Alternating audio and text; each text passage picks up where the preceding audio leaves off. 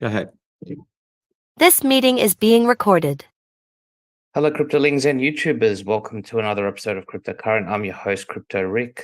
So today we have a very special guest. We have Dr.SHIVA Ayyadurai, who's a presidential candidate and inventor of the email. Dr. Shiva, thank you for coming on the show. Good to be here. How should I address you, Rick or Crypto Rick? Yeah, just Rick is fine. Okay. Tell us about your life for those that may not have heard of you. Well, my name is Dr. Shiva Ayyadurai. So I sort of fall into three different areas. One is in the area of sort of freedom and fighting as an activist, right? Politics, you can see me in that realm. The other realm is as an inventor, a scientist, who's been very dedicated to truth and innovation, right, in science.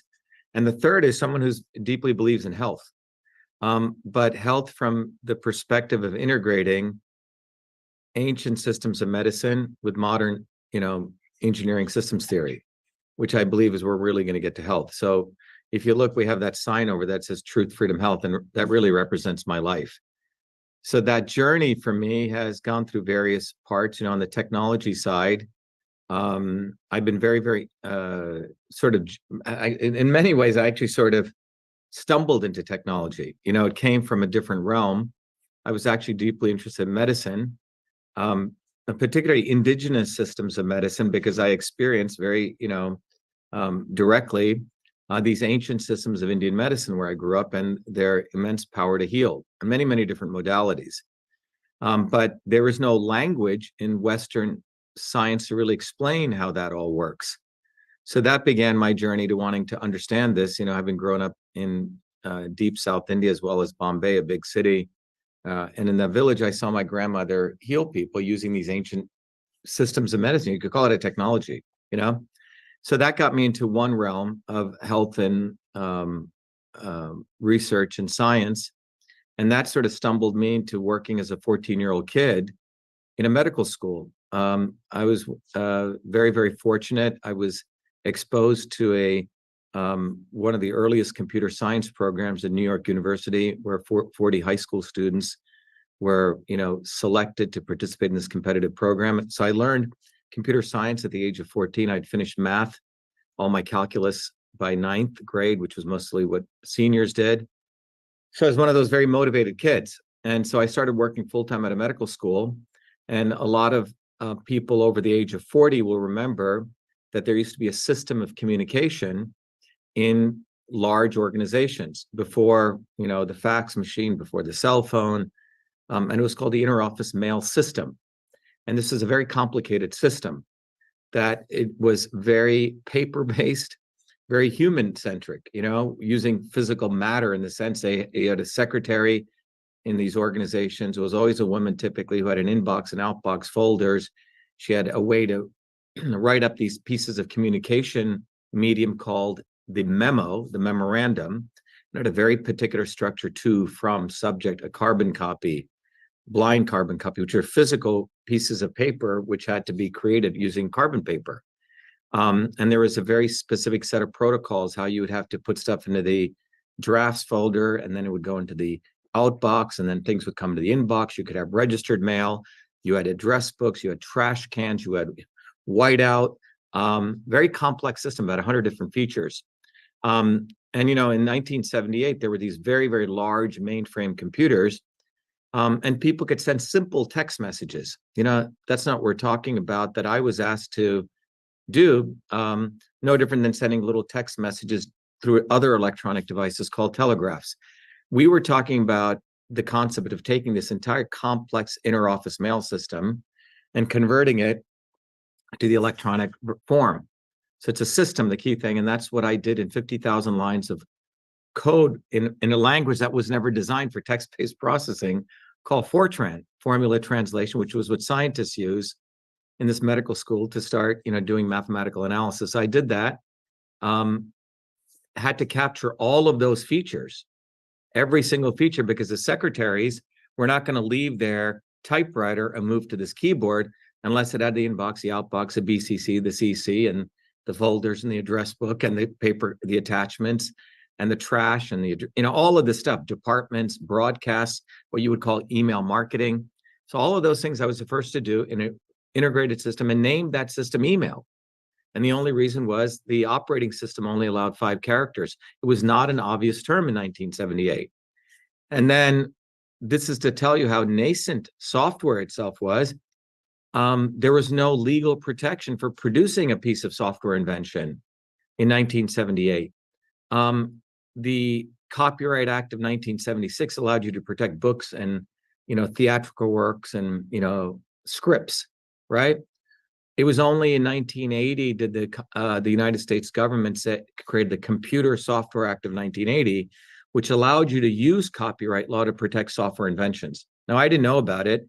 I knew about it after I came to MIT, and the president of MIT, who was on the White House Science Council, I was student body president. I was elected at freshman body president. He said, you know what? You should apply for a copyright. It's too bad the Supreme Court doesn't know what software is. It was only 1994, by the way, they allowed software patents. It was this long gap. And this is a problem with people in politics. They don't really have any idea what's going on at a point in history. They're opportunists. They always come back many years later, and a lot of people get screwed in that delta. But anyway, I applied for the copyright on August 30th, 1982. I was, I think, 17 at that time. I get issued the first US copyright for the invention of email. So that's the story. But the key thing to understand, this is a system. And a lot of people get confused. They think the simple exchange of text messages is email. It isn't. That would make Samuel Morse the creator of email. Sending text messages between electronic devices is not email, right? Just like Facebook is not email, neither is Twitter not email. These are different platforms, right? So anyway, that's what I created. But I did it before I came to MIT, and that's the most important part of this. And that bothers some people because they think all great inventions must come from dropouts or nerds who go to places like MIT, Harvard, Stanford, or Silicon Valley. The truth is, I was a young kid who had great respect for these secretaries, and I was solving a civilian problem, right? Not a military problem. The military has brainwashed a lot of people, Rick, to think that we have to fund the military and then we get some invention and then we should be so grateful for war, et cetera. By the way, a 14-year-old boy, similar to me, is the one who invented TV, Philo Farnsworth. It took him 60 years to get credit for that because, again, Stanford Research Institute and RCA stole it from him, literally stole it and started manufacturing. It took him many, many years to win it in the Supreme Court. But I think that the invention of email is an important story, not just the fact that I invented it and where the credit should rightfully go, which is to a small medical college in Newark, New Jersey, not to MIT. Now, I did many things at MIT. Don't get me wrong, right? But MIT or the ARPANET or the war machine did not create email. That's a complete fraud. And this is true of many, many stories. When you look at the history of innovation, innovation actually comes from everyday people in humble environments solving a problem, not to go kill people and then we should be happy we got something. But that's the story of the invention of email. Then I came to MIT. So that was one lineage, right? Creating email, created many, many different technology companies, 7 different companies. My second wave in email, just was fortuitous, was I created a company, an AI company. AI really should be called pattern recognition. In 1993, in the middle of my PhD work, I was creating a platform to literally categorize any kind of pattern. And it was in a field I had created called information cybernetics. And in the middle of that, I won a contest for the US White House, which was starting to get tons of email in 93. You see, between 1978 to 1993, email was really an office application. You don't need the internet for email. You could do it on an intranet, right? Connect a bunch of wires together across computers. But in 93, when the World Wide Web came, email became a consumer application, and large organizations like the White House, governments starting in tons of email, and they were getting inundated and they had to respond, by law, et cetera.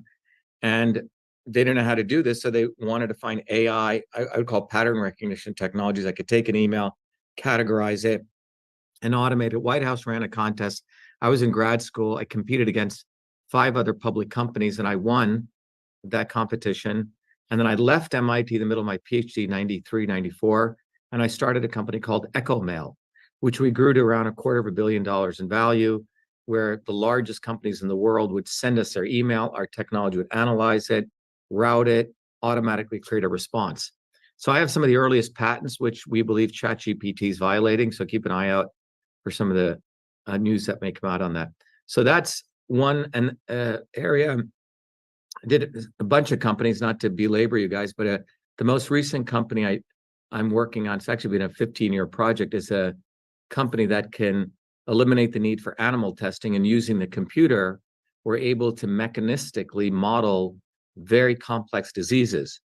And using that, we can go figure out compounds in nature, cocktails of compounds, not pharmaceutical compounds, but natural compounds, how they work and why they work. So this is a way of defending and protecting indigenous medicines. You're in Australia, the Aborigines have medicines, the Chinese, Native Americans have medicines, the Celtics have medicines, right? Mm-hmm. But the problem is Western pharmaceutical-based medicine doesn't like to recognize these, and it puts them down, saying they're not scientifically proven. Well, our technology can prove them, if they work or not, why they work, and then we're discovering a bunch of all sorts of new medicines. In fact, we've just spun out a company called Nutrasol, which is going to use this technology to go after every major disease using nutritional approaches.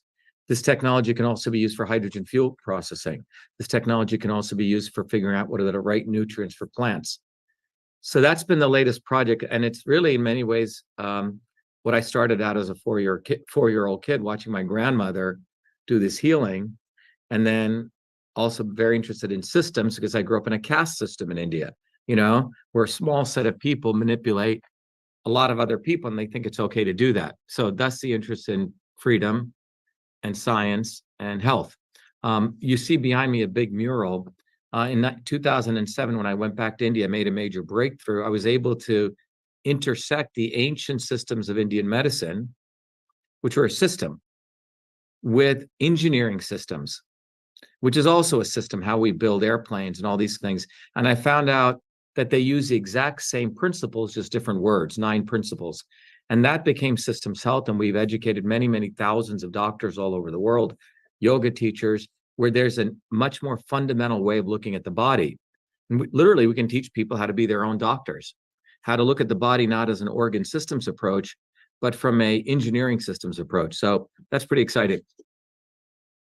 Yeah, I mean, a lot of cutting edge stuff, it sounds like, and cutting edge and also intersecting ancient stuff with modern science, sort of bridging both these worlds. If you look at that graphic, it's got someone doing yoga, someone doing meditation, DNA, but it's literally both these worlds. And you find out at the core of it that yogis in India were using the same principles, but they called it different names. The problem is many of the people in India don't even know what they were doing. So they're not able to explain it to the West. So the West says it must be a bunch of snake oil. And here people feel like, the yoga people think the Western science doesn't understand them. The problem is they've been speaking a language that I've been able to intersect. Sure. And tell us how that led into your presidential candidacy. It's an interesting story. Look, I've always been very, very deeply interested in service as citizenship, like being an activist. I led one of the biggest protests in Massachusetts and Boston against apartheid in South Africa. This is the 1980s. I organized food service workers at MIT, blacks and whites, so they could get a better wage. I made sure more people of all different backgrounds could get into MIT. When I came to MIT, there's only like 20% women. Now there's 50% women. So I really have felt that, you have to have not what the bullshit left talks about diversity, real diversity of ideas, okay? They just talk about it in a very liberal bourgeois way. They don't really mean it. So I've always, because I came from a system in India, there was a caste system, the Brahmanism system, no different than Zionism or Nazism, where a small set of people justify using tidbits of religion that they have the right to rule over other people and they're the chosen people. That's what Zionism does, that's what Nazism does, and that's what Brahmanism did. Now, we were considered the bottom of that ladder. And this, had deeply personally affected me. I was very curious. I'd started studying everything I could do, studying as a kid, everything on revolutionary politics, left wing, right wing. And that led me on a journey to recognize and discover scientifically that the only way the world has ever changed, Rick, is through people letting go of looking to some messiah from above, but organizing these bottoms-up movements. And then there is a mechanics to organizing a bottoms-up movement. And the biggest mechanic is realizing that the real enemies of working people are not the obvious fascists and the obvious Nazis and the obvious scumbags, but the much more evil people are the people who come from that realm and then talk a good game. They talk the talk. I call them the not so obvious establishment. They're the fly trap that suckers people so we don't take responsibility for our own lives and do anything. And now there's a whole array of them. Left and right have it. So the left has, in the United States, I'm sure you have it in Australia, the Labour Party, the Democrats, right? The right has the Republicans or Donald Trump. The left has people like Bernie Sanders. And they even create fake independents like Booby effing Kennedy, you know? And they do all these people. And the goal is they know that ultimately there's going to be a class war because of the level of consolidation of power. And in order to avoid the class war, they create these decoys so people are attracted to them, right? And these people tell them, well, let's heal the divide. Everything's fine. You know, we're all one big kumbaya, when it's actually not true. There is an us versus them. It is a 0.0001% against, you know, who want to subjugate everything right on the other 8 billion of us. And then the issue is, how are they able to do this? How is it a small set of people are able to do this? And then you come down to this understanding there is a physics, there's a science of control, and that's called system science, which really came out in the 40s and 50s. And system science can be used for, you know, creating a microphone, it could, for a thermostat, right? Control systems. And it has 9 principles, by the way, the same 9 principles that are used in Indian yogic systems of medicine. I used to teach this at MIT, and I realized I started connecting this because when I was in, after I finished my PhD in 2007, I went back to India to do research on why was my grandmother able to heal using these ancient systems of medicine. And that's when I discovered this Rosetta Stone, interconnecting Eastern and Western medicine. And then when I was leaving India after I did that research on my Fulbright to come back, I was appointed by the Prime Minister of India, Manmohan Singh, the first outstanding scientist technologist of Indian origin, because I was an American who had gone back. They said, hey, why are you going back? Can you stay here a couple of years and help us innovate? India has this big innovation center of, you know, 4,000 scientists, 37 labs, but we haven't made any big innovations. You seem like you know how to innovate.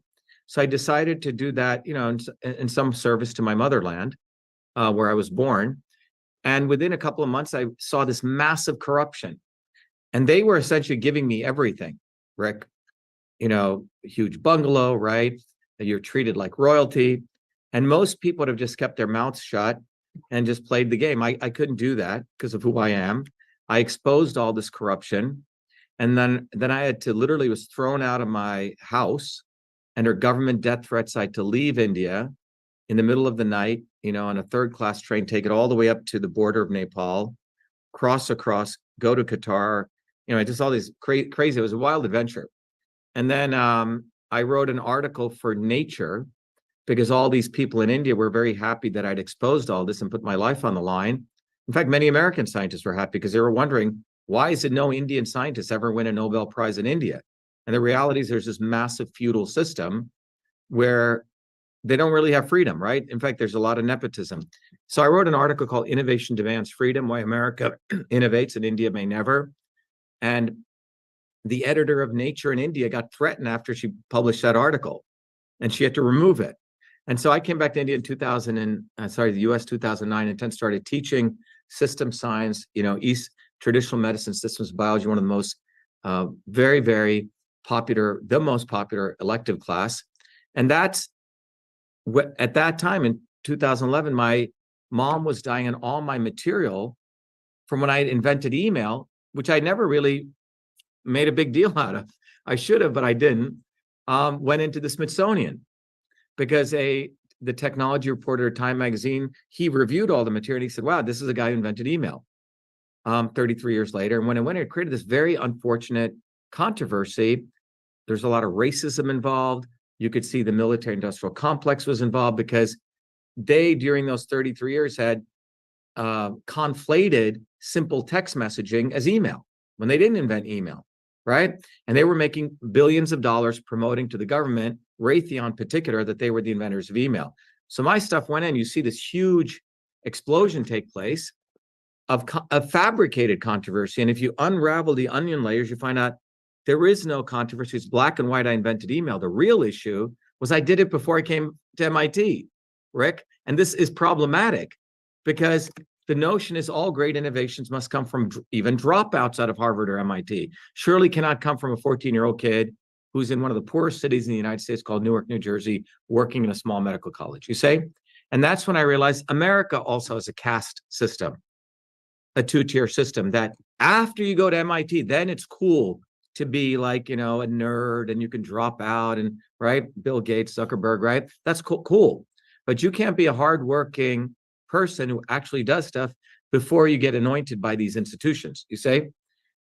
And so I decided to run because I saw this reflected in a woman called Elizabeth Warren, who claimed in Massachusetts that she was a Native American. It would be like someone who's a pure white person in Australia claiming they're an Aborigine, okay? Because they have, I don't know, they claim that some great grandfather, has some Aboriginal blood in them or something, right? Mm-hmm. And I saw the lack of integrity here. And here's a woman who got to be a professor at Harvard, a law professor. Everything she had gotten was from lying and bullshitting, right? And so we ran, and our campaign was interesting, which said only the real Indian can defeat the fake Indian, because she claimed she was Native American. We forced her to take a DNA test, which she failed literally. But then I decided to run again for Senate in 2020. And that's when we won that election. It was obvious they stole the election. That's when I had to put my hat on as an MIT engineer. And we were the ones to reveal to the world how the United States election systems have, the machines can be manipulated. There's no chain of custody. And when I started exposing my discoveries, I was thrown off Twitter. And that led to a different exposure, the exposition that the government has built these backdoor portals into Twitter. This is in 2020, long before freaking Musk is acting like he's a free speech absolutist. And you just saw, it's clear that he's a Zionist. This guy's just an actor, okay? We can have a longer discussion about him. So during 2020, I was here exposing the election systems, writing papers on it, doing research, and a lot of people would use my stuff and make a ton of money off of it. Trump made about $500 million. We first exposed the fact that government controls social media companies. And then we also, as an immune systems expert in the world, we were the first ones to call out Fauci. You see, so these are all systems problems: election systems, the immune system, the censorship system. And we did that all. I probably got maybe 2 hours sleep a day during 2020, 2021. But it was unfortunate for the establishment because I have all this training, right? As an engineering systems guy. So I was able to go through each one of these and expose it. And so that's when I realized these people, Rick, do not want everyday people running for office. They want their club of lawyers, people who are the same hedge fund guys, the Kennedys, the Trumps, people golden plated toilets, who hang out with Epstein. By the way, both those guys hung out with Epstein, right? That's their club. Now, I'm outside of that club, and I actually know how to solve problems. These people do not ever want to solve any problem. They want to just talk about a problem, split the problem in two. They send out emails, and they make money on that. That's the racket that they're running. Just like what I saw in India. They didn't really want me to fix the innovation system. They just thought I'd be so happy having a big bungalow and getting 3 or 4 servants. They just wanted the MIT guy there, you see? And that's the racket these guys play. They don't give a damn about working people. What they care about is maintaining the status quo.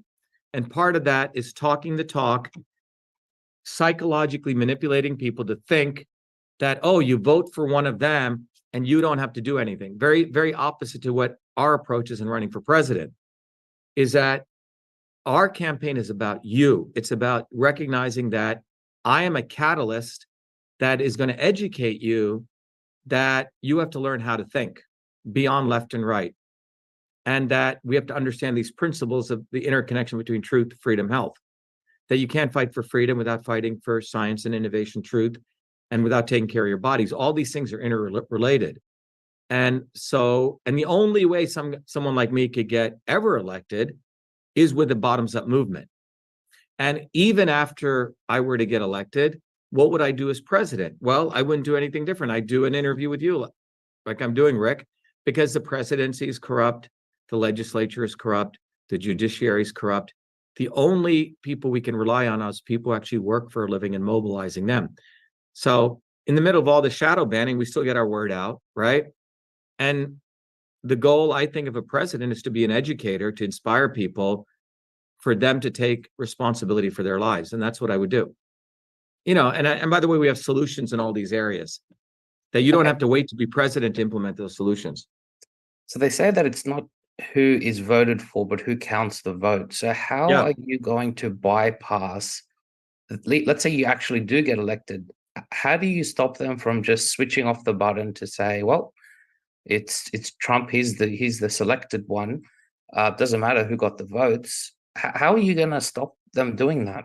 Yeah, it's a good question. Look, what is revealed, you're asking a very fundamental question. The issue is the election fraud, if you think about it, there's two election frauds, right? One is who they even give visibility to. That's the biggest election fraud. Now, the problem they have with me is in 2020 and 2020, about 500 million people on the planet know about Dr.SHIVA and our movement. So that when they try to suppress me, people are wondering, wait a minute, why? Dr.SHIVA is the one who started the Fire Fauci campaign. Dr.SHIVA is the one who taught me about the immune system. So they're sort of fucked in that way, Rick, okay? But the election fraud begins by this club deciding who is even the theater that they create, right? The left, right, it's all theater, okay? Bernie Sanders, oh my God, he's for the working people. No, he's the guy's never had a job. Ooh, Booby Kennedy is going to fight for medical freedom. No, wrong. He had everyone need to get vaccinated who came to his own home, right? He believes in quote unquote safe vaccines, which is all bullshit, right? He still believes in the right of the government to have a right to come into your body and jab you, all right? So they have all these people they have pre-selected, and that's who they create the narrative. They're like puppets on a stage, puppets on a stage. So they are deciding which puppets get the stage, who gets the limelight on that stage from time to time, the drama that they create as though they're creating fake heroes. That's what these guys are doing, okay? It's quite fascinating. They do not want the real fighters ever on that stage, because if the real fighter shows up, people are going to realize these guys are puppets and this is a real person. So they put a lot of effort, tremendous amount of effort, energy into making people invisible. Right? So that's one part of the election fraud. Then among these puppets, what they're really doing is who can bullshit the people the most. It's like a beauty pageant they're running. The beauty pageant that they're running is, okay, can Booby manipulate people more, or can Trump manipulate people more, or can whoever? And manipulation means who will believe that they're actually going to do something for them, okay? Who's going to Trump did that, right? I'm going to drain the swamp. He didn't drain the swamp. He brought in the swamp. He perpetuated the swamp. He brought in John Bolton, who's a warmonger. He brought in his own Zionist son-in-law, who made $2 billion off the Saudis. Come on. How swamp can you get? So their goal is they're saying, ooh, that guy's good. He knows how to pack a stadium. He knows how to make everyone wear these hats. Okay, we can use that guy because he just wanted to be an actor, and Trump did want to be an actor, okay? He really doesn't know what the fuck is going on. He's controllable, okay?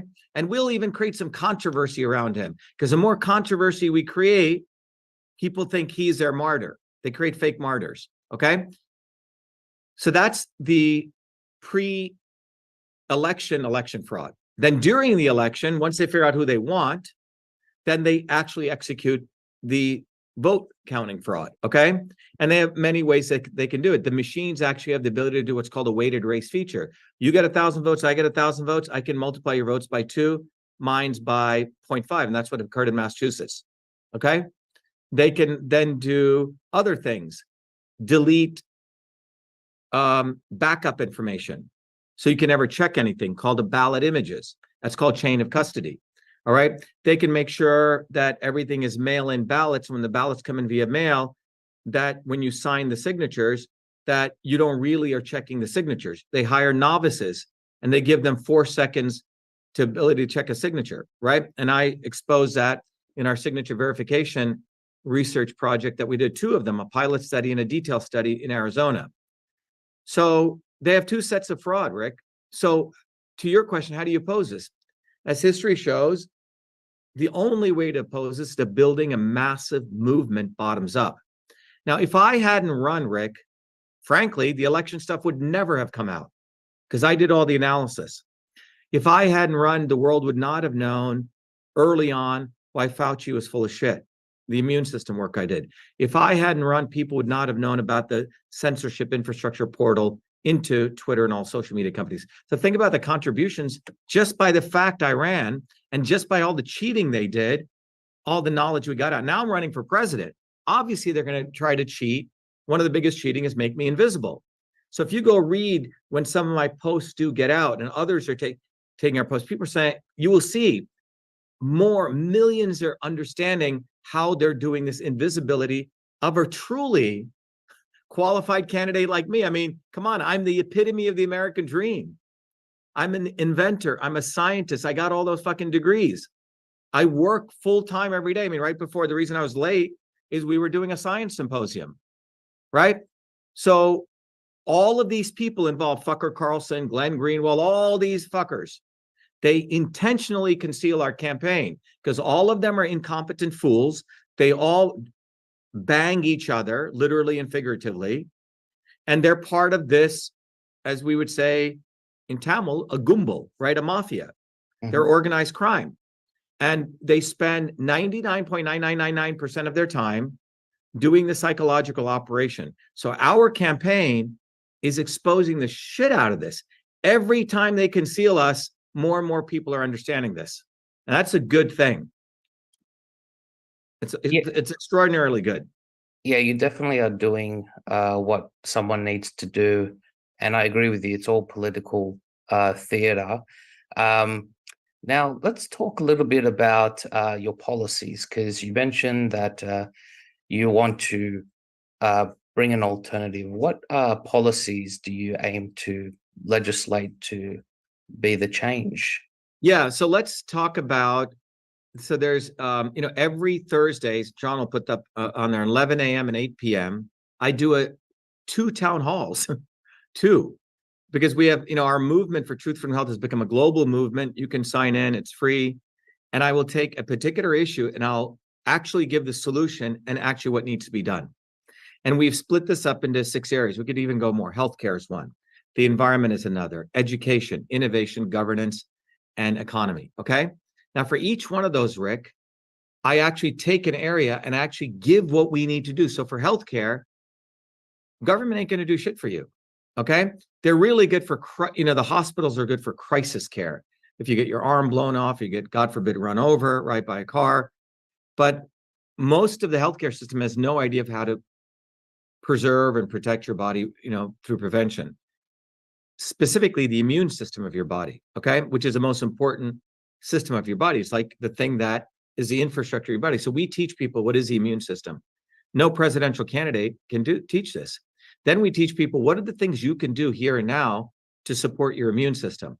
And then we teach people what are the policies that have been passed over the last 60 years that directly destroy particular functions of your biological system. Now, this is quite educational. Now we've armed people with knowledge, right? The genie's out of the box, right? So the policy there is let's educate people to be literally their own doctors, not in the crisis side, okay? And we have a whole program we've created. And Hippocrates said he was not his own doctor is a fool, right? So we're going back to that core principle. Same with the environment. One of the big things with the environment you realize is if, again, the goal is to connect the individual, take responsibility. How do people take responsibility for the environment? Well, if they knew the decisions that they're making on what they put in their bodies, what they surround their bodies around, right? Because they're making choices, that those choices are being affected by policies again. So it's very, very hard in the US for local farmers to even survive. If they're growing their own chicken and their own beef, the government makes it very difficult for these farmers to go get their own butcher, they can't even butcher on their own. They have to go to USDA facilities, right? You go to local colleges, at most colleges, the kids are eating garbage, okay? It literally is garbage. It's all chemical, highly processed foods. So now we start educating people on how you can support local farmers. And now they have to start thinking, how can I do it on a budget? We teach people that. But that awakening says, wait a minute, why am I getting an apple from 5,000 miles away when there's apple orchards growing over here? You see, it awakens people up to this, raises their consciousness.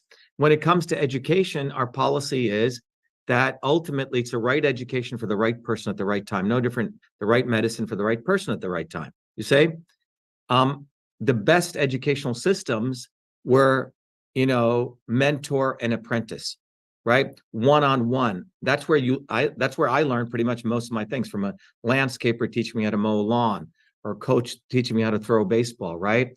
Or my father and I would work very closely together, solving a lot of math problems, right? Or I rarely learned, frankly, anything by sitting in a fucking classroom, seeing some guy do shit. You don't get enough interaction, and you don't get this opportunity to really go back and forth in a unfettered environment. So I'm a big proponent of this one-on-one education. Now, the elites get to send their kids to private schools where they get small classrooms, but they want to tell everyone else that they should have these big public room classes. So I think with modern technology, right, that you could do some very cool hybrid things where, again, needs to be decentralized. People are starting this on their own with homeschooling. I think that's where we should support some of those homeschooling processes. And you don't even need a lot of money, but you just support those processes, right? Because you turn out, when in the old systems, in the old one-room schoolhouse in the 1800s, in a schoolroom, there would be kids from the age of 7 all the way to 17, right? And the kids would teach each other. So there's something to be said at what I call learn, teach, and serve. You learn, you also teach. So now, in order to do this, you need to have the right policies to support that, all right? But I could keep going on, but the big policies are, number one, this is a very important one. The United States should stop all funding to Israel immediately, all right? All funding, not one penny. If anyone we should send funding to, it should be the Palestinians, because the fight that they're doing, I'm not talking about Hamas, by the way, which is, by the way, created by Israel. There have been actually secular movements among Palestinians and Jews, right, against Zionism. So Zionism is completely anti-American. It's anti-US Constitution. It's anti-Declaration of Independence, on all those things. So the United States, at a deeply fundamental level, is occupied, just like Gaza is occupied. It's occupied by Zionists. And in fact, most of the Zionists are not Jews. They are Christian Zionists, okay? 70 million Christian Zionists, led by these crazy evangelical ministers who report actually up to Netanyahu, literally, okay? They work with the most fundamental aspects of Zionism, which is racism, which collaborated with the Nazis during World War II to butcher Jews.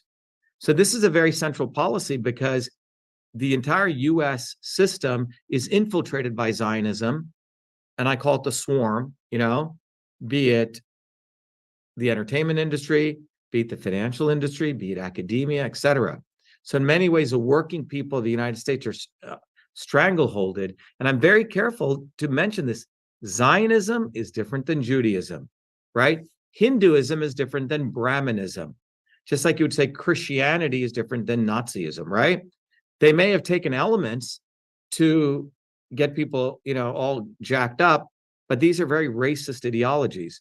They're the ideologies of a two-tier system, a small set of people ruling over others. So I think, every penny of aid should be cut off from Israel. And we need to support a secular state, if anything, where Jews and Palestinians, Arabs and Christians, all those guys live together. But you're looking at a completely antithetical view of humanity when you look at Israel. So that's a big area. If you look at science policy, to me, it's an important area, because starting in the 70s, the US science policy, again, has been completely fucked up, because the Mansfield Amendment essentially stopped really supporting meritocracy of really great science.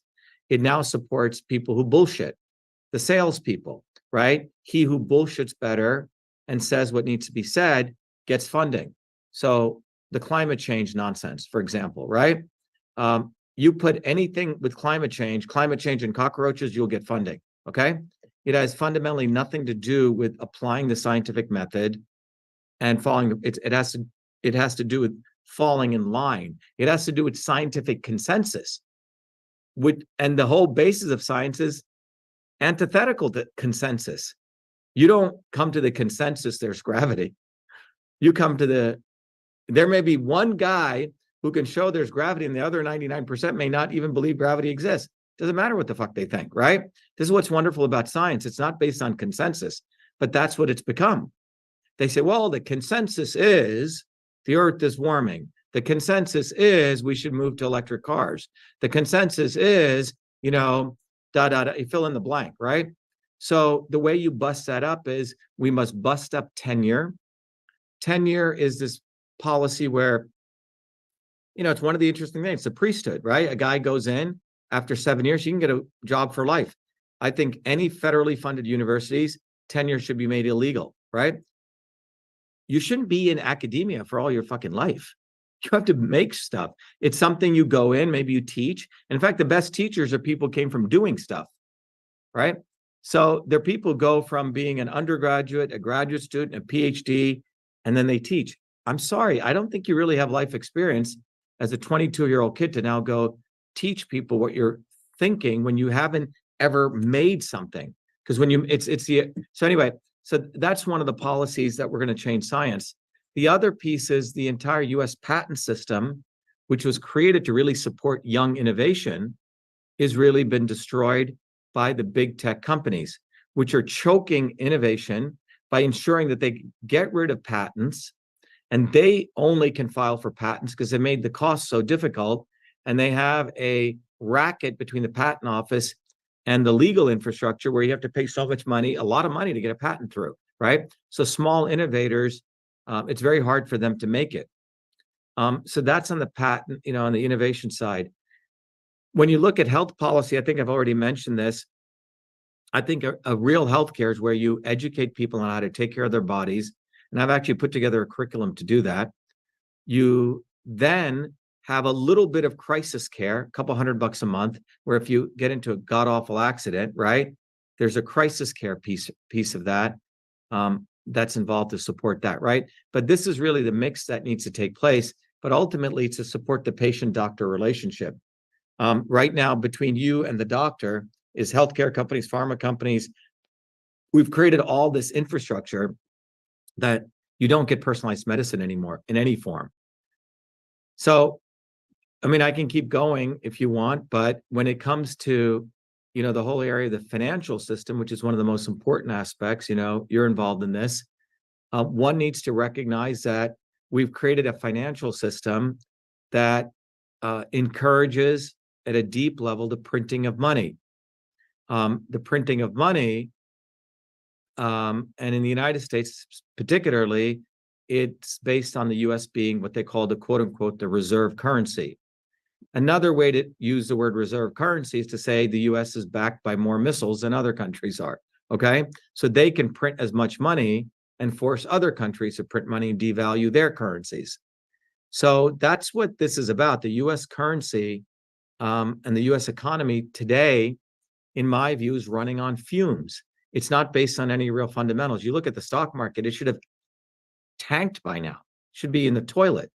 But the Federal Reserve, based on the fact that the Treasury Department of the United States outsourced to the Federal Reserve its ability to print money. So they print money and then they send it to their friends in a couple of the major banks, who then distribute it to other large organizations like BlackRock and these guys, right? And they all get commissions along this process. And then they, in fact, use the money that they got printed to buy back government bonds. So it's one big clusterfuck of a bunch of organized criminals. And that's what's really going on. So the incentive is to print money. The incentive is not to create a vibrant economy that's actually based on real innovation, right? So in my view, and everyone says, oh, the Federal Reserve needs to be shut down. Yeah, but how? What are you actually going to do? Okay. And what fundamentally needs to be done at a very, very deep level is that the economy needs to run in a model that where you put labor before capital, right? It is labor that produces things, and you don't give the hegemony to capital. And that's one of the important, and that's sort of the foundational thing that needs to be done from a policy perspective. I don't know if you, I mean, I can keep going on. Well, this is kind of related. I mean, are the elites planning a kind of a financial crisis where they kind of bring in CBDCs, cryptocurrency? Have you heard about which currencies they plan to use? You know, is it going to be Bitcoin? Is it these kind of bankers' coins like XRP or Proton? What do you think they're planning? Are they planning an Ice 9 type scenario, or what do you think is going to happen? Yeah, so let's talk about this, okay? This gets to this really one of the core things I wanted to talk about, that we seem to think that technology is the solution to all problems. And what history shows is technology is actually consistently used for consolidating power faster and faster and faster, right? When the printing press came, we thought, wow, we would all be able to print books. Well, 4 major printing companies control most of the printing press and the distribution to Amazon and a couple of bookstores, right? So that's what's happened.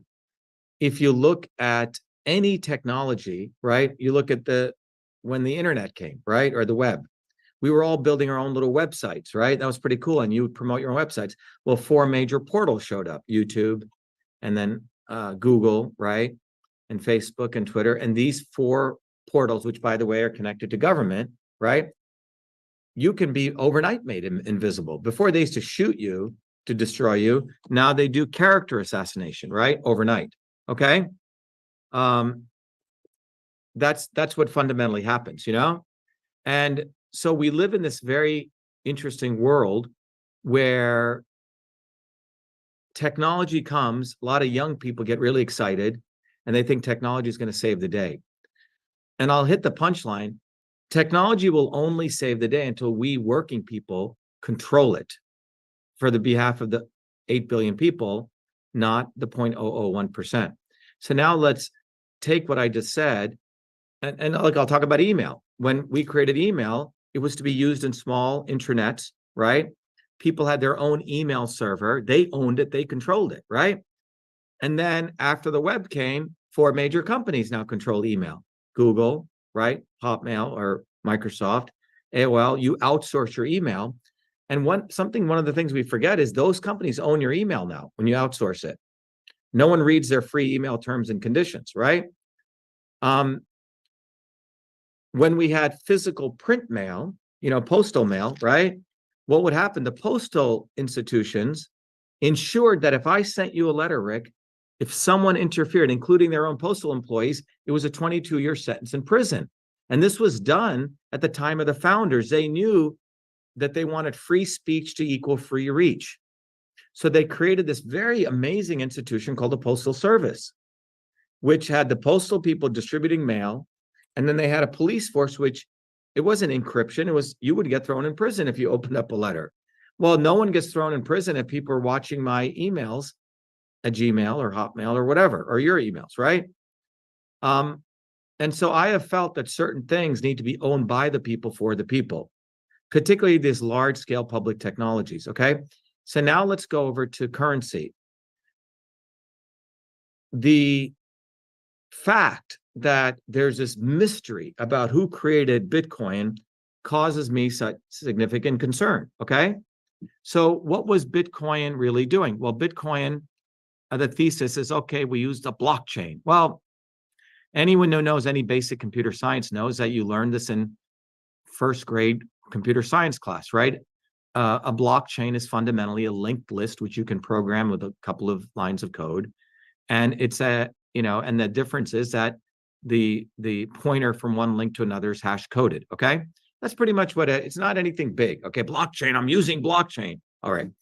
And then you're using prime factorization, okay, a process to do this addressing, right? And then the encryption. But all of this is based on not recognizing that when I'm communicating with you over the blockchain, who owns all this infrastructure? 4 major telecom companies, okay? AT&T, Vodafone, et cetera. So people are forgetting that there are massive consolidated enterprises that are owning a lot of this infrastructure. Not everyone can do Bitcoin mining. 51% of it is done by, I mean, you can see those data centers are massive. The amount of, you can say, oh yeah, I can do it on my own. Yeah, in theory, but it's not happening that way, okay? So what's supposed to be decentralized is highly centralized. And it gets even more interesting because when quantum computing comes, which is not that far away, you're going to be able to break all this stuff, okay? Because you can solve things very, very quickly. So whenever one technology comes, there's another technology which can break that technology. So ultimately, you realize technology never solves anything, and you're hearing it from a technologist. So that's why I say truth, freedom, health. Why? Why do I say that? The reason I say that, Rick, is the truth is the innovation science part. Yes, so I've created Cytosolve, I've done email, I do a lot of companies, but I know the revolutionary things that I create can never get out broadly to people unless I'm also, as a scientist, and it's sort of a triple time job, also on the ground fighting for freedom. Because the same forces who want to deny freedom want to make sure Cytosolve never gets out to people, want to make sure that email gets, hijacked, which it has been, okay? And then you also find out that you can't ever fight for truth or freedom if you're unhealthy, right? So a lot of people are out with their guns. I'm supporting the First Amendment, Second Amendment, but you're a fat fuck. You're like 400 fucking pounds overweight, and I don't give a fuck. You better lose some weight and get healthy, okay? Because you're going to die when you're 40. So what does it mean if you can have freedom of speech and this, but you have type 2 diabetes and you can barely walk a flight of stairs? You see? So all these things have to be, and so I have organized my life, everything I do, that all of these things are intersected, okay? So when you look at currency, the Bitcoin concept, decentralization, obviously a nice idea, right? But the fundamental reality is that this infrastructure, this highly intensive infrastructure, is owned by a few people. And you cannot do any of this if we don't own the transaction vehicles. So now just step back. How are we going to do that? I would say the first infrastructure we need is our own mesh networks, owned by the people for the people. And guess what? All these postal service locations, which are, by the way, owned by us, it's a very interesting thing, at least in the United States, but there's very simple mesh network technology that's coming. $25. You could put antennas and we could create a mesh network, which is a network of the people by the people. Peer-to-peer mesh networks, all right? And we have to do this because as long as we're relying on Vodafone and AT&T, and we're basically slaves. And that's what people need to understand. Look, if you go look at Egypt, when those massive protests were taking place in Arab Spring, Mubarak, who's a dictator of Egypt at the time, okay, let the protests go. But when working people got involved and it was going to get really massive, he made one phone call to the chairman of Vodafone and they shut it down. So you can talk all day fucking you want about free speech, but Elon Musk, his balls are owned by the government, okay? He's owned and paid for by the government. So all these people look to Elon, holding pictures of Gaza. It's fucking ridiculous. This, where Elon Musk begins, and I've said this over and over, and government ends, nobody fucking knows. And he had to go do some serious Zionist cocksucking yesterday, okay? That's what he's doing. So ultimately it comes down to who owns these technologies? AI. Who's going to own AI? If the elites own it, they're going to use it to, reduce labor, make sure people are out of work, right? And they're going to depopulate. If human beings own it, the vast majority, we're going to make sure, okay, this job I do that used to take 40 hours, hey, I can only work 8 hours. But for me passing on the knowledge to the AI, I get a royalty in perpetuity. It's a pretty interesting concept, right? And this is I'm going to be doing a symposium this Saturday on AI and unions and how the unions are going to finally destroy the working people, because unions have been selling out workers for a long time. With AI, the unions are completely coming together. So when you look at the Bitcoin, it's a great technology, or the concept of a blockchain. The infrastructure for all this so much relies on the elites.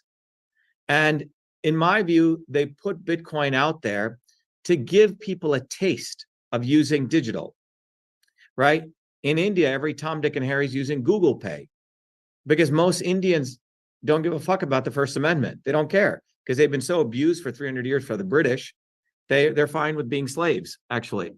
So, and same with most of the Commonwealth countries. So they got Bitcoin out there sort of to get people used, right, to this concept of a digital wallet and all this infrastructure. But anyone who knows what an application programming interface is knows that, and by the way, this is already happening, a bunch of the credit card companies are building the interface into Bitcoin. Okay? So where is this going? Once you get centralized digital bank currencies, they're going to enforce everything runs on their platform. Okay? And they'll have ways of executing that. And this is what naive people need to understand. So right now, if you take the US economy, you have to wonder why they keep printing more and more money. The US owes about $311 trillion, not 33 trillion. That's just a national debt. Another 70 trillion in credit card debt, student debt. And then another, that's 111 trillion, another 200 trillion in unfunded liabilities. $311 trillion is what the US actually is on the hook for. If you add up all the US assets, it's around 200 trillion. So it's 100 trillion in serious deficit. The US is bankrupt. Let's be honest. The US, anyone who said, oh, okay, these are my assets. Okay, I got a bunch of gold bars worth $1 billion, but I owe my creditors $2 billion. You're not a billionaire. You're a negative $1 billionaire. Okay, so the US is a negative trillionaire. So what are they going to do? So over here, they're running it on something called the dollar. And the only reason the dollar has its preeminence is because the US has more nuclear weapons and more aircraft carriers than other countries does. So they can tell them what the fuck to do, right? That's what they're doing. All right. So the US knows they have this problem. So what have they been doing? Since the time of Obama, they started doing quantitative easing. Okay, we're going to print money to save the big banks. They knew it was going to happen again. So then they created this thing called a pandemic as the outward crisis. So then Trump printed another $8 trillion. Then they need to print more money, and Biden's printed, I don't know how much he's printed right now, 3 to 4 trillion probably or more. They used Ukraine as a front end. They were going to try to do another pandemic, but people got smart. So then they pulled off the shit in Israel, okay?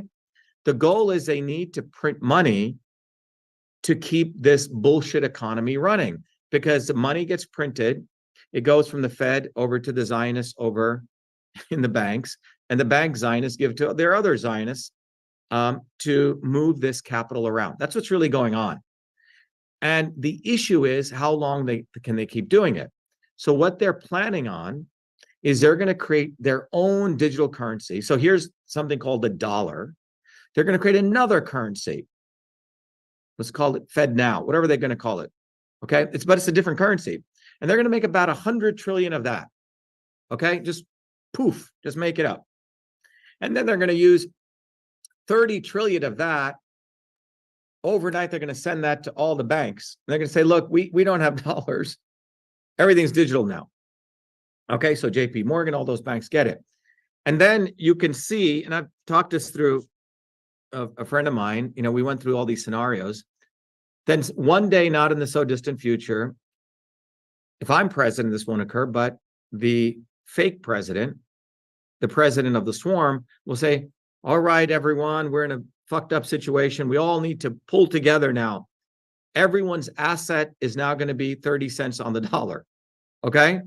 Because they made up this fake currency to pay this down. So they have to essentially debase all the other assets. That's what they're going to do. All right?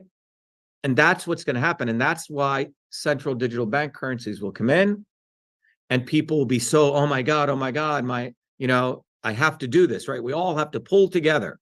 That's what they're going to do. And that will be the debasement of all value. And then Bitcoin and all these things will just sort of get integrated in to centralized bank digital currencies, you see? And if you don't play the game, they're going to cut your balls off because they won't give you the infrastructure to do this trading, right? And that's where I think this is all going. So then you have centralized bank digital currency. I call it the digital cage. You have this on your phone, right? And then you have it ultimately linked to carbon tax. By the way, a company, very small news story, I think I was the only one who really highlighted this. A small, very small startup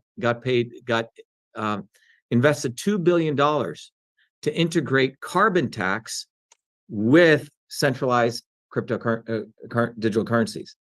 So now your carbon usage gets tracked, your social media usage gets tracked, and then you're linked to, everything else. You see what I'm saying? So that's what's going to happen. Yeah. So and ultimately, so what you can see is 3 different technologies have come together to actually enslave people more. The carbon tax concept, which is really a technology, right, of calculation.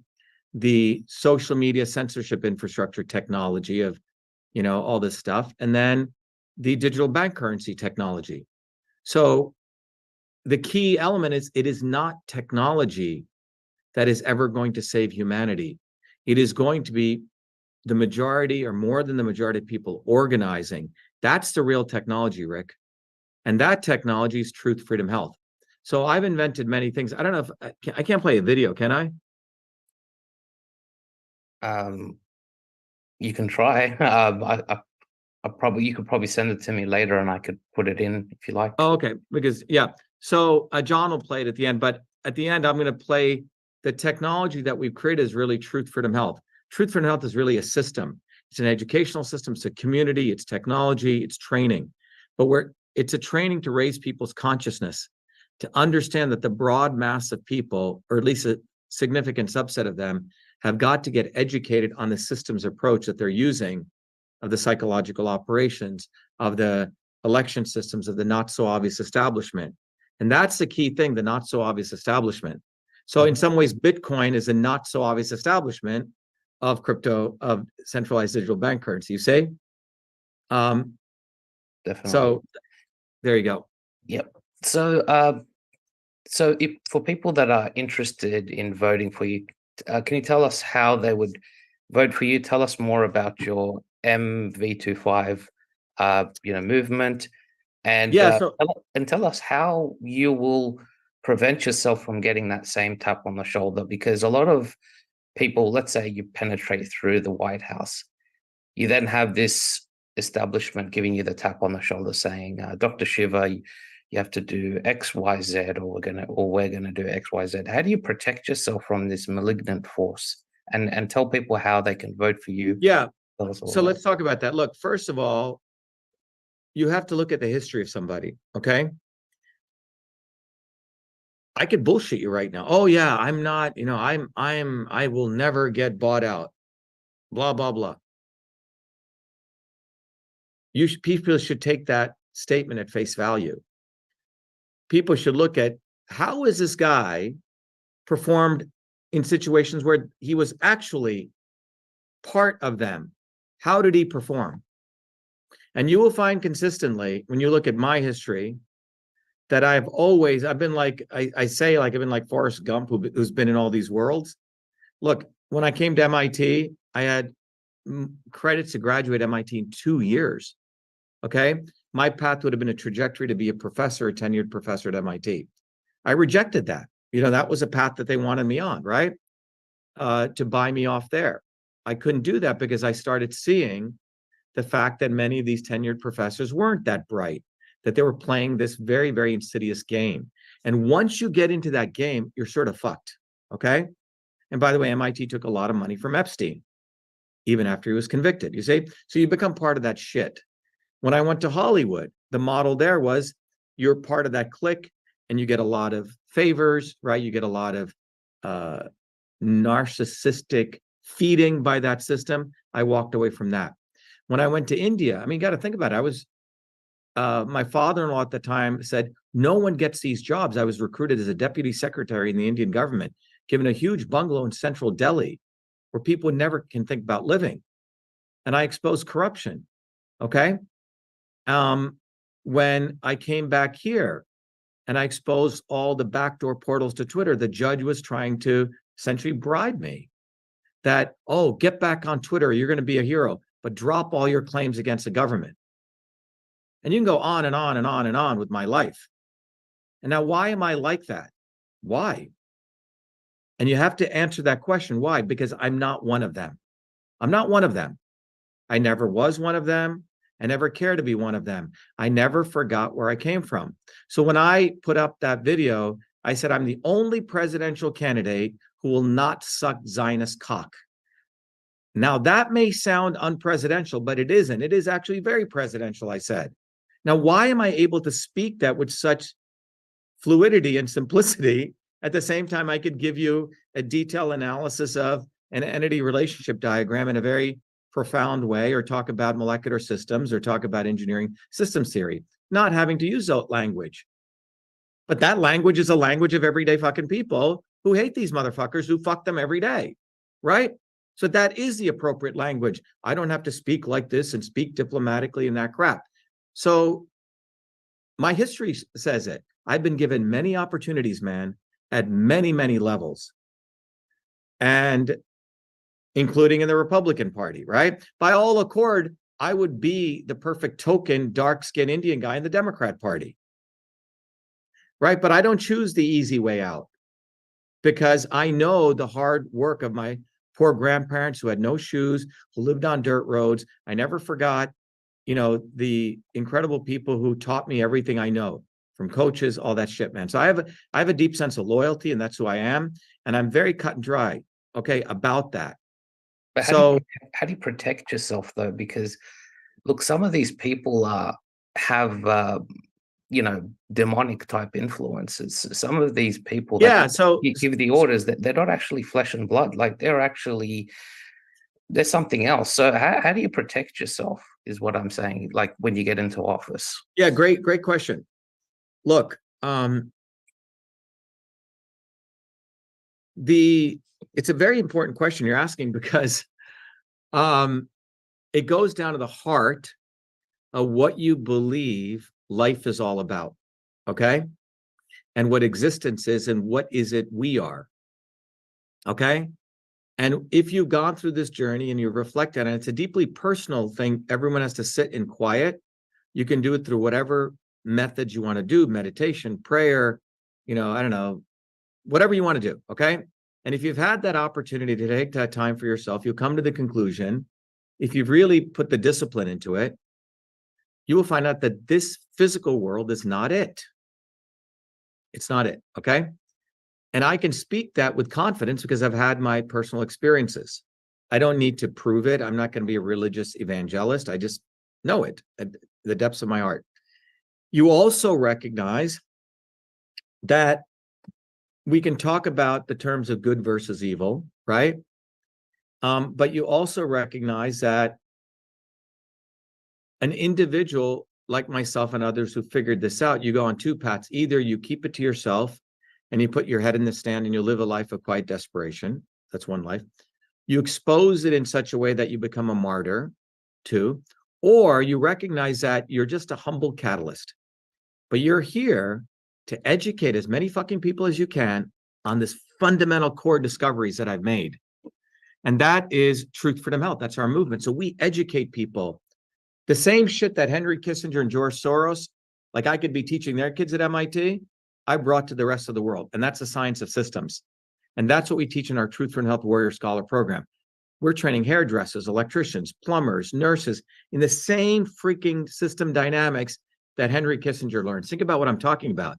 It's like teaching nuclear physics to kids and giving them this power. So it's no longer relying on me.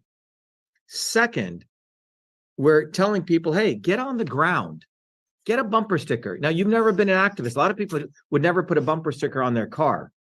That's a simple way of activism, because one of these bumper stickers, Eric, reaches 100,000 people, okay? Another thing, sorry, my dogs. Hey, John, could you come get Geronimo? The other thing is get on the ground. I've been putting out flyers like this since I was 17 years old, going to the cold train stations, handing them out. The future is offline, Rick. So this little bumper sticker teaches people what's going on in the United States. Like the life expectancy rate is going down. Okay. And this is not because of any one thing. It's because of all the evil that's taken place over the last 60 years of policies by left and right. Over here is who is the enemy. They can go look at the swarm video. Then here's the solution, right? Number one, I'm running for president. You finally have one of us. And you have, it's inspiring because I'm truly one of us. And then you see how you can get educated. Go to Truth, Freedom, Health. You can get all this incredible knowledge community so you don't have to feel like you're alone. And then come to our online, town halls where I will directly teach you. How much you have to pay me? Zero. Am I going to ask you for a donation? No fucking way. Okay. If you want to give me money, you know what I do? I give you flyers. I give you books. You give me money. I give you knowledge. Okay. And because there's an ancient system of Indian spirituality, which says that the goddess of wealth is very, very jealous of the goddess of knowledge. So if you want wealth, give people knowledge. Okay. So that's a reciprocity I've set up. You give me money, I'm going to give you knowledge, because that's the relationship. And you get the knowledge, you're going to get more wealth. Right. So if people want to go to Shiva for president, give me money, you'll notice that you give me money, I'm giving you, I get books, you get courses, you get all this stuff given to you. Because the reason I'm running for president is not to raise money so I could sweep a bunch of it and give it to some nonprofit. That's what Booby fucking Kennedy does, or Trump does and puts it into some other PAC, you see, and then funnels it elsewhere. That's what these guys are doing and pays off. We are actually building a movement of consciousness, raising people's consciousness. And that is doing, in my view, if you believe in a God or if you believe in something within you, right? That's what we're fundamentally doing. We're raising people's consciousness. And the conscious understanding is a relationship between truth, freedom, health, which is a fundamental forces of nature, Vata, Pitta, Kapha in the Indian tradition, transport, conversion, storage in the world of general systems theory. Now, this is very powerful shit because it's not based on make America great, some fucking slogan, or, heal the divide. These slogans have nothing to do with reality. Our concepts have to do with actual scientific principles. And fundamentally, the world is not going to change. I can be a catalyst. But when enough, you have imagine you have a big, huge body of water that's absolutely still. What do you need to do to create a standing wave? You don't need a big boulder. You just need enough pebbles at the different locations. In fact, you don't need millions of pebbles. You may need probably 50. And so that is what we're doing. So Truth, Freedom, Health is itself a technology, a system, a community. And it is truly the savior, in my view, of the human race, because it's putting attention back to people. And so that's the answer to this. Yeah. So I'll be putting all the details on my YouTube, and I encourage everyone. Yeah, so let me give you some action steps. Yep. Number one, everyone, if you are hardworking and you're a little bit lazy, go to Shiva #4president.com, get one of these bumper stickers. But when you get it, go to your car, clean the rear windshield of your car, and the lower left corner, put this on. 100,000 people see that, right? That's activism. Then people can go to shivaforpresident.com, okay? And they can download this flyer. And this flyer's in the free downloads. You can go to your local printer. You don't have to do it in color, print it black and white. Keep some. You start now becoming a different level of activist. You're educating people. Hey, look, I learned from Dr. Shiva, the life expectancy of our children is going to be less than adults. And why is that? It's a system of policies. And how are we going to get rid of that? By voting for one of these people who come from them? No, we got to get people like Dr. Shiva in, but more importantly, we have to create a movement.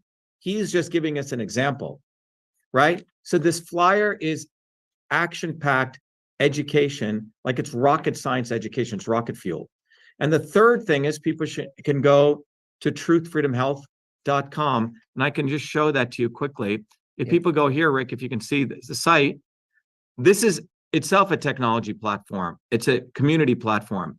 And everyone you can play this video right here, right? Get educated or be enslaved. You can layer that in.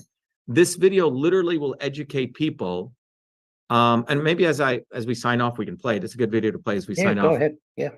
But this video will educate people literally. I think I have to stop sharing. Let me go here.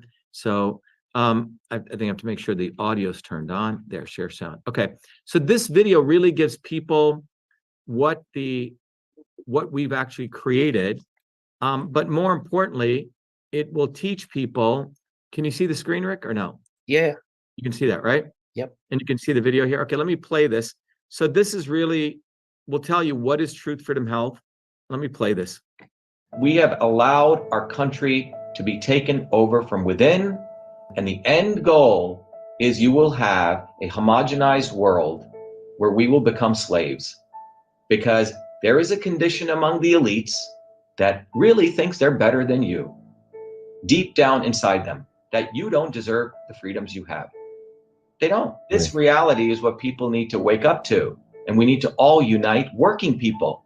There's only one movement that can do that, and that is the movement that we started creating here in Massachusetts, the movement for truth, freedom, and health. Look, I've been a student of politics since I was a 4-year-old kid, studying revolutionary movements, left wing, right wing. There's a physics, there's a nuclear science to destroying the establishment. To build a bridge, you need to understand Newton's equation. You need to understand the laws of gravity. You need to understand Poisson's ratio. There is a way to build a revolution. And that's why I put this together. My goal is to train an army of truth, freedom, and health leaders. We don't need followers like social media. We need leaders, but they need training because the educational system does not teach them history, nothing. So in 3 hours, that's what I've started doing. That's the solution. We got to train people first with understanding what a system is, the dynamics of all systems that affect nature. The second is understanding the interconnection between truth, freedom, and health. Freedom is the ability to move freely, communicate freely, talk freely. Without freedom, you cannot convert ideas, hypothesis into truth, which is science. And without freedom, you can't really get to truth. And without truth, you make up fake problems and fake solutions, which means you destroy our health. And without health, which is the infrastructure of us and our body, you can't fight for freedom. Truth, freedom, health.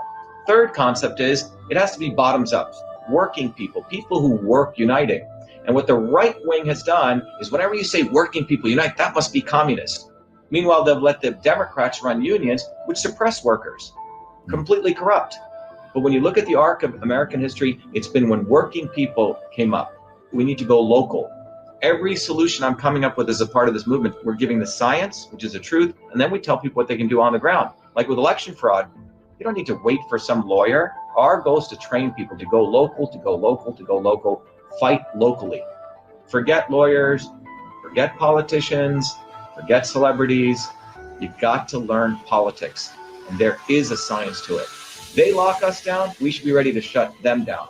And the fourth part of this principle is the not so obvious establishment. So when you look at a system, there's always something that disturbs you from getting to your goal. Well, the biggest disturbance is the not so obvious establishment, which are those people who claim they're for you, on the left and the right. The Al Sharptons who tell black people I'm for you, the Tucker Carlsons.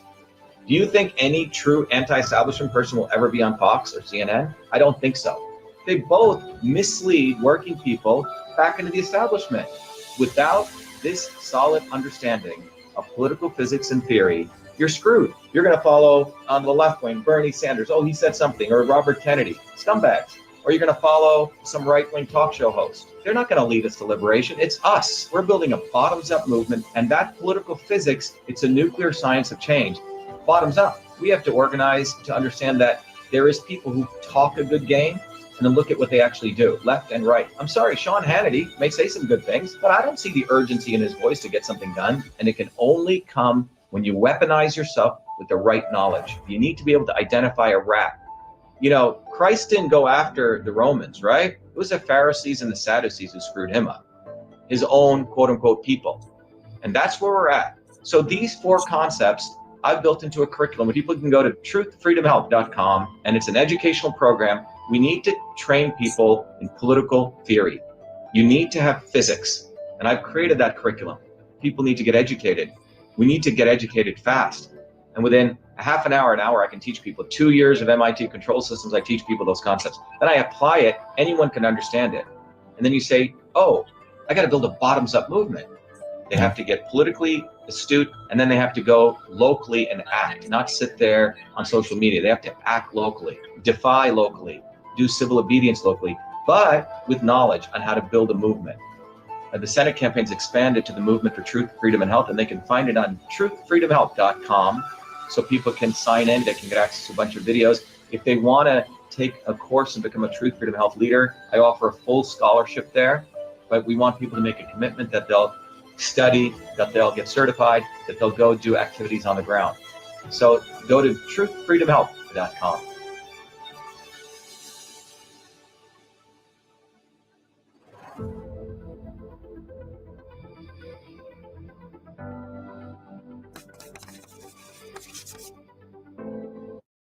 So I think the key thing there, Rick, is that little video I just played was literally someone was doing an interview, and I just started telling what is this movement. But it's not just a movement, it's not just a course, it's a system, right? So it's all these things. And we now have about 500,000 people in about 120 countries, a lot of people in Australia, a lot of people in New Zealand. And we've just let it percolate on its own. So we just watch people who want to learn it. And then now we're creating a leadership program. And by the way, anyone who goes through that program, adults are encouraged to give it to as many kids as possible. There's no cost, right? And then the leadership program, we find people are very committed. And then as leaders, they're starting to educate people. But the education is one piece. The other is the activism, right? Getting on the ground and educating others. So you'll see, like, our stuff is just going up everywhere, but it's a very conscious movement, right? It is a system of thinking. So that's it. And to my viewers, red or blue, neither care about you. So vote for Dr. Shiva as president. Don't vote for people like Trump who pretend that they're going to drain the swamp. Vote for Dr. Shiva if you're a US citizen. And with that, Dr. Shiva, I thank you for joining us. I congratulate you on inventing the email, and I will hope to spread this on my Twitter, also on my YouTube, to gain awareness not only of your achievements, but also of your presidential candidacy. And with that, I thank you for joining us. Thank you very much, Rick, and best to you and your audience and the work that you're doing to run what you do. It takes a lot to do your job and also to educate people. So I appreciate what you're doing. John, on our end, John, if you could just finish up. We also have a video that we have where it's our campaign video. So John will do that. You can find that on shivaforpresident.com. Thanks, Rick. So to everyone out there, go become a Truth, Freedom, Health warrior. This is really about you taking responsibility for your lives. Okay. Be well. Thank you. Thanks, John. Thanks, Rick. Bye-bye. Who would have ever thought I'd be running for president of the United States of America? I was born a low-caste untouchable in India's caste system, a system of aristocracy, oppression, and racism. My name is Dr. Shiva Ayyadurai. I'm an MIT PhD, a Fulbright scholar, a scientist, engineer, entrepreneur, and inventor. My family and I left India to come to America on my 7th birthday. I grew up in the working-class neighborhoods of New Jersey, playing baseball, mowing lawns, painting houses, and coding software. My friends and neighbors are blacks, Italians, Irish, people of all races.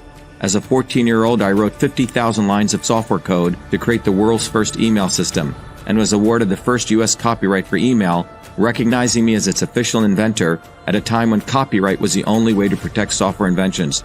I did that long before I ever came to MIT, revealing that big innovations can occur anytime, any place, by anybody. Growing up, I saw politicians dividing us by race and religion in both America and India, to have us fighting each other while they remained safe in their gated communities and in their playgrounds of Hollywood, Martha's Vineyard, and Silicon Valley. I'm a fighter. I fought racism and exposed their imperialist wars, fought for workers, and put my life on the line against global corruption. I never wanted to run for political office. All that changed when I saw working Americans as never before being duped by the establishment and the not-so-obvious establishment. Across left and right, we were being sold out and made to forget why we came to America and why America existed. Lawyers, academics, billionaires, celebrities, and politicians, elites, Clintons, Kennedys, Bidens, Obamas, Bushes, black and white have hijacked America. They printed trillions for their friends. They delivered crumbling infrastructure, corruption, and racism. They've transferred trillions to themselves, dividing black and white, fear-mongering, and fake science.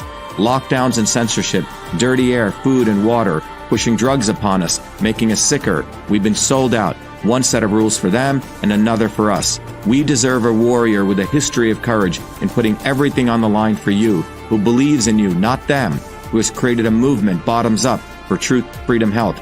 I've exposed their lies at the right time, never waiting until it was popular. I've exposed their false gods who exist to lead you back to them. I've exposed their fake science of lockdowns and masking and provided you solutions to fight them and win and protect your immune system, saving millions. I exposed Fauci, galvanized the Fire Fauci campaign when others remained silent. When they stole our election, we sued the government and Twitter in our historic 2020 federal lawsuit, exposing in bare view the government and big tech censorship infrastructure, the unholy alliance between government and social media companies. Where was Elon and his grifters? They stood by the sidelines and did nothing. They did not use their megaphones to help us when it could have made a big difference. Now our movement grows for truth, freedom, health, independent of all of them. Every day, millions are learning the science of systems, the knowledge the elites do not want you to have, so you may learn how to think, stand up, and fight, independent of the establishment of left and right and their fake heroes. Now it's time for you to join the movement, to win back America, to win back truth, win back freedom, win back your health. That's why I'm running for President of the United States. This race is about you. This race is about truth, freedom, health versus power, profit, control. We've had enough. They think we'll fall in line and vote again for their lawyers, celebrities, billionaires, and chosen ones from above. We choose our heroes from below, from the rank and file, who do what is right at the right time, not when it's convenient and popular. They can never represent us. What America needs is a movement by the working people, for the working people, who are educated, organized, decentralized, and fight for independence from their systems of control. And that movement exists. It's ready for you. We don't need them. We need us to go bottoms up, neighbor to neighbor. My journey, your journey are all the same. It's our time. It's time we had one of us. It's time to win back truth, freedom, health, to win back America. Be part of this historic movement, all the way to our victory on November 5th, 2024.